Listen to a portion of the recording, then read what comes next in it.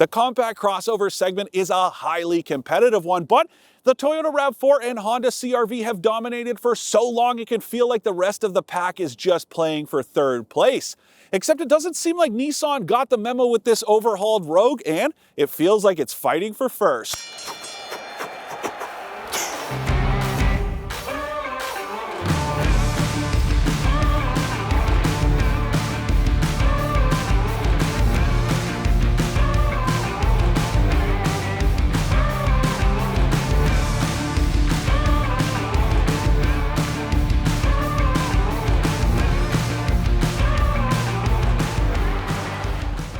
Do I really think this new Rogue is going to dethrone either one of those segment stalwarts? No, but this new one has taken some serious strides over the version it replaces. Picking up on a theme here? Well, if you watch my Nissan Sentra review from a while back, you'll know I said pretty much the same thing about that compact car. Look, I'm not going to sit here and say that this thing is ready to dethrone the Civic and Corolla right out of the gate. See, I told you, and no, it's not because I'm lazy and couldn't come up with a better theme for this review. This is a way better version than the vehicle it replaces. With all due respect to anyone who bought that last version of the Rogue, it just wasn't very good. It's been Nissan's best-selling vehicle in Canada for the last 8 years or something like that, pretty much since the second-gen version came out, but I don't know why. It just never was a very good vehicle. There are so many better ones out there, and I really do think it was the price that sucked a lot of people in. But the good news is this one stays pretty reasonably priced, but it is vastly improved. Let's talk a little bit about the styling. And you know, I gotta be honest with you, that was about the only thing about the last one that I actually liked, but it was getting pretty tired after 8 years on the market. I know there was a refresh in there, but it didn't really do much to change things up. But this is a very drastic overhaul, and you can still see shades of the second-gen version, but I think this is a very nice looking crossover, and it might be one of the best looking in the segment. It's nice and rugged, but it's pretty classy too. I dig the design a lot. The front end is really where you see shades of the last Rogue and a lot of the rest of the Nissan lineup, but I think this thing does stand out on its own. You know, it doesn't really look like a Pathfinder. It kind of looks like a Kicks, but not too much. I dig what they've done here. And the same thing goes with the interior. This cabin is fantastic. Now, you know the deal. I'm driving the most expensive one because that's how this works. It's the Platinum trim. But the good news is, even if you opt for one of the more affordable versions of the Rogue, the cabin looks great and you get a two-tone theme no matter what. This one's got a whole black and brown thing going on, and that's the same you get in the base version. But there's even a really nice looking tan interior you can get, or a gray one with the mid-grade SV trim. Very nicely done, Nissan. I think it looks fantastic, and most of the materials in here are pretty nice too. This leather feels nice and soft and buttery, but still a little bit durable. The only downside to this cabin is that some of the plastics in here don't feel all that nice, and some of them are a little bit jiggly, especially this gear selector. It's just not very well executed, but that's a small nit to pick for what's a pretty nice interior overall. It's not quite as nice in here as the fully loaded Mazda CX-5 GT Signature, but it's not far behind that, and it is way nicer than the top-of-the-line Honda CR-V and even the Toyota RAV4. You can also get tons of tech in here, but not all of it's worked for me this week, so let's start there, because you're supposed to get a Wi-Fi hotspot, which is pretty rare in this segment, and that's also how you hook up to the wireless Apple CarPlay connection, but it hasn't worked for me at all, and it just keeps showing a server error, so that's a bit of a bummer, and it's something to watch out for when you go on a test drive. Make sure that works. If this is a bigger issue than just this one vehicle, you should keep that in mind. There's also some other good stuff in here, but I'm not so crazy about this infotainment interface, so I'm glad I can hook up my phone.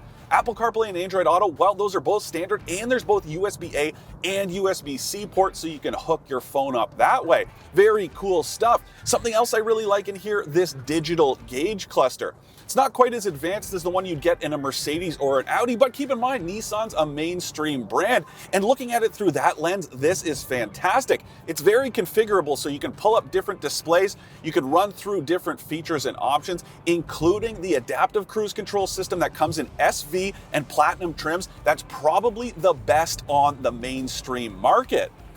Now here's the thing, you do get adaptive cruise control standard with both the RAV4 and the Honda CR-V, but Nissan has taken at least part of their playbook when it comes to advanced safety features, because it includes quite a few of them in every version of the Rogue it sells. You get stuff like automatic emergency braking up front and in the back, pedestrian detection up front, automatic high beams, and even blind spot monitoring. But then if you step up to the SV and Platinum trims, that's where you get lane keep assist and that adaptive cruise control system that is just fantastic to use. You know, a lot of systems out there do have a lane centering function, but this one is just so much better. It's a proper steering assist system and it doesn't fight you too hard to do what it wants. So if you do want to move closer to the center line, if there's somebody pulled over on the shoulder, you can do that and it's not going to wrestle with you to keep moving where it wants to go. It's just very cooperative, and that's what systems like this need to be. So many of them really do want to do their own thing, and it's nice to see that Nissan's focused a lot on making this a driver assist system. These are supposed to be driver aids, and this one is absolutely perfect. But the cool thing is, if that's not really your thing, you can turn it off pretty easily with this button down here by your left knee, and you still get adaptive cruise control. It just takes that lane centering assist out of the equation. I like that you have that adaptability. It's nice that Nissan's giving you the choice. It's not forcing you to use a system that you're not comfortable with, but I'm telling you right now, a lot of you out there are going to appreciate the way this system works. The other thing I really like about this steering assist system is that you have to keep your hands on the wheel in order for it to work. There are other systems out there on the market, you know the ones I'm talking about, that make you feel a little bit too confident because they do work without your hands on the wheel. But this one, you've got to be in control at all times. Very well done, Nissan. So let's talk about some of the other features you can get, or more specifically, what you can't get. No ventilated front seats. Bums me out a little bit because you can get those in the Toyota RAV4, but the front seats are heated and so is the steering wheel, and both of those features are standard in all three versions of the Rogue, so that is great to see. If you step up to this top trim, you also do get heated rear seats, which is nice, as well as a proper head-up display that projects onto the windshield and a tri-zone automatic climate control system. Then there's also that digital gauge cluster. It's very well featured, tons of stuff in here, but there's a lot of good stuff in the lower trims, like those dual USB ports, including USB-C, and an 8-inch touchscreen for the infotainment system. The Platinum trim does get a 9-inch, but honestly, that's a pretty tiny difference, and you're not really going to notice it. No, it's not quite as big as some of the competitor systems out there, but I'd say this is probably a pretty good size. And again, the interface itself isn't all that nice, so I'm not expecting too much here. But overall, this cabin is very nice, and it's nice and quiet too. A lot of crossovers in this segment can get pretty loud. The wind noise is pretty bad, and road noise can pick up a lot, especially out here on rough country roads. But this is a very pleasant place to be when you're driving. I like it a lot. Speaking of driving, the Platinum version of the Rogue does come with all-wheel drive, whereas you've got to pay $2,300 to get it in either the S or SV trims. Pretty standard for compact crossovers though, and I think the only one that comes with standard all-wheel drive is the Subaru Forester. But the other cool thing is that if you upgrade to the all-wheel drive in those trims or in this Platinum trim, you get this drive mode selector here on the console to adjust the powertrain to different conditions. There's an eco mode to help you save fuel, there's a sport mode to give you a little bit more throttle response, and then there are a few different traction modes to tailor it to snow or different conditions. It's very nice to have, especially this time of year. We've got some snow out here, we've got some slippery patches and some gravel roads, so it's nice to get that confidence with some different drive modes that actually tailor the powertrain instead of just scaling back or scaling up throttle response. Now let's talk about the powertrain. There's only one engine offered, and it's a 2.5-liter 4-cylinder that makes 181 horsepower and 181 pound-feet of torque. Those numbers aren't especially impressive, but they are par for the course in this segment. If you take a look at the CR-V, the RAV4, the Forester, even the base engines in the Hyundai Santa Fe and Ford Escape, they're all right there in that range. And as long as you don't have this in the eco mode, it's actually pretty responsive. And this continuously variable transmission, it's pretty good too. I usually don't sing the praises of these types of transmissions too often, but this one does a good job of tricking you into thinking it's a conventional automatic. It's got simulated shift points so you can feel it actually running through gears. And the same thing goes if you need a little bit more passing power. Once you get on that gas pedal, it'll actually drop down a few of those simulated gears, so it feels nice and responsive. I'm really impressed with it, and it's really efficient too. It's rated for right around 8.2 liters per 100 kilometers by Natural Resources Canada, and I've been doing better than that this week with some pretty nasty weather. The day I picked it up, it was very rainy, and then it turned to like a rain-snow mix, and then we got a ton of snow earlier this week, but it's been very good on gas, and I've headed down below 8 liters per 100 kilometers. Really impressed with this powertrain. Now, I know it's not a full-time all-wheel drive system like you get in the Subaru Forester, but it sips gas just like that thing does, even when the all-wheel drive system is operating. Very impressed with this new powertrain, and I do think it's going to be up to the task of day-to-day life. As far as the space goes inside, I'd say it's pretty close to both the CR-V and the RAV4, and by some measures it is even better. Take front seat headroom, I have way more space up here than I do in both of those vehicles, even with this sunroof, and a big reason why is because of how boxy this design is. It does look a lot like the Subaru Forester in terms of the profile and the overall shape, and that also means you get these massive windows, so outward visibility is fantastic. One area you're going to notice it is a little bit smaller is rear seat headroom, but rear seat legroom is fantastic, and I think that's going to be more important with a vehicle like this. The other thing I really like is that there are lots of great little storage solutions in here. So you get these big door pockets on all 4 doors and a few other cubbies scattered throughout this cabin, including this big one here underneath the center console. Because there's no shift linkage to worry about with this shift-by-wire system, they can have this big bin down here that you could put a purse, water bottles, or anything else that you want to keep close to hand. Very thoughtful stuff, and I think that's really going to benefit a family on the go. This new Rogue, well, it can't quite compete with the segment leaders when it's time to carry cargo, but that's not what the spec sheet would have you believe.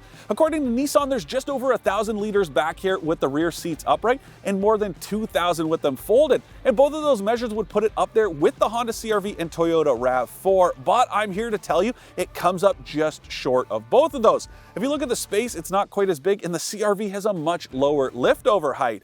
But there is a good amount of room back here, and a family of 4 shouldn't have any issues. The Rogue also has a few tricks of its own. Take this cargo floor. You can lower it outright or split it in half so you can use it as a cargo divider. If you got your grocery bags back here and you don't want your stuff rolling around on the drive home, just flip that up and it keeps those bags upright. The other thing it's got that I absolutely love are these quick release handles inside the tailgate in this platinum trim. That means when you're carrying a big and bulky item that needs all that extra space, you don't have to put it down while you walk around to each door and flip down the seats. That is very thoughtful design.